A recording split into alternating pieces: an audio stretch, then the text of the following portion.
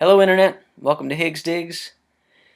Today we're going to be starting the completely at random classic series. This would be classic series number one, where I will just be perusing my album collection.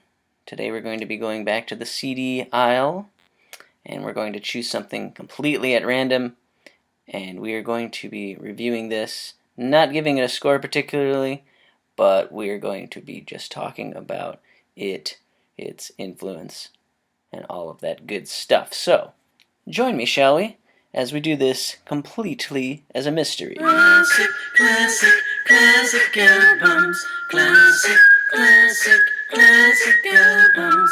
Classic, classic, classic albums. The Miles Davis Funk Classic on the corner. Here goes.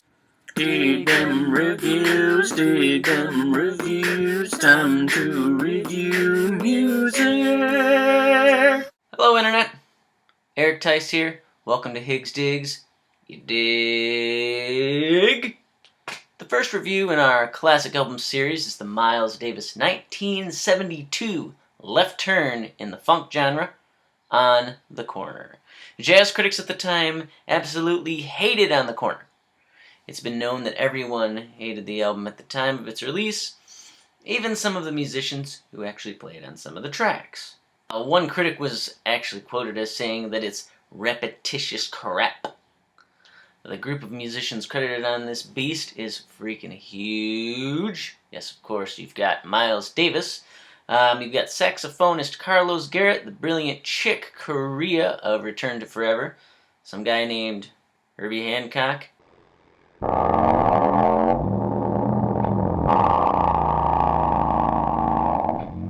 On the organ and synth, we've got John McLaughlin. On the guitar, bass player Michael Henderson, among many, many more. We've got wah trumpet. We've got two saxophones, electric piano, synthesizer, guitar, bass, clarinet, tablet, drums, bongos, cellos, and some sitar on this thing. It was shunned for years until years and years later. There were young musicians at the time who were listing it as an influence. We've got early hip-hop artists were digging this thing. Groups such as Radiohead, Sonic Youth, electronic musicians Square Pusher, Brian Eno, Nick Cave, the drummer for The Roots, Questlove, and the Talking Heads frontman David Byrne. The production is very noisy, very abrasive, and it's been said to have been a giant influence on the production of Public Enemy and the Bomb Squad. Miles was deeply, deeply influenced by Sly and the Family Stone and Jimi Hendrix at the time, as well as the German composer Karl-Heinz Stockhausen. You blend those three artists together and you get On the Corner in a nutshell. Miles was kind of starting to experiment with his so-called electric period, starting with 1969's In a Silent Way. He went on to write electric masterworks such as Bitches Brew, and the live album that was supposed to be the follow-up, Live Evil. One of his best. Definitely check it out if you have not heard that one. It is insane. You also got the album after that, the very, very highly underrated A Tribute to Jack Johnson. Not to be confused with Making Banana Pancakes. I love his early albums, Kind of Blue, Birth of the Cool, Round About Midnight, etc., etc., etc., etc. But On the Corner really shows his skills as a band leader and composer. The man was a brilliant mind. This is an album that seems to have held up over the years and was so ahead of its time. The groove on this first track, On the Corner, New York Girl, Thinking of One Thing, ... is so hypnotic, and it just freaking sweats the funk. Black Satin is what really catches my ear.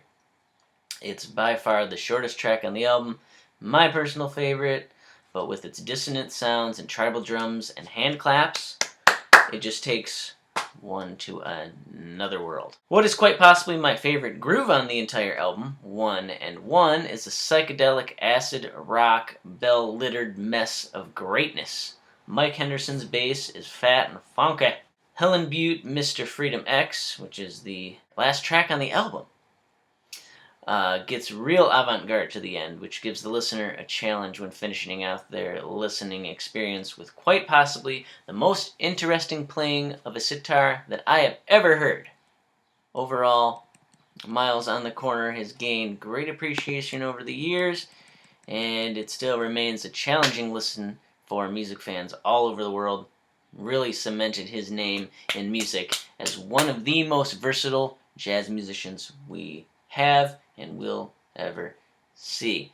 This album, truly a just gut busting, crazy, psychotic jazz funk craziness, is really just a brilliant piece of work. Definitely urge you to check it out if you like funk, if you like jazz, if you like soul, and if you like some of those musicians listed, kind of want to see where they get some of their chops. Check that album out. It's a classic in my mind. Thanks for stopping by. This is Eric Tice. Thanks for stopping by Higgs Digs, and have a pleasant day.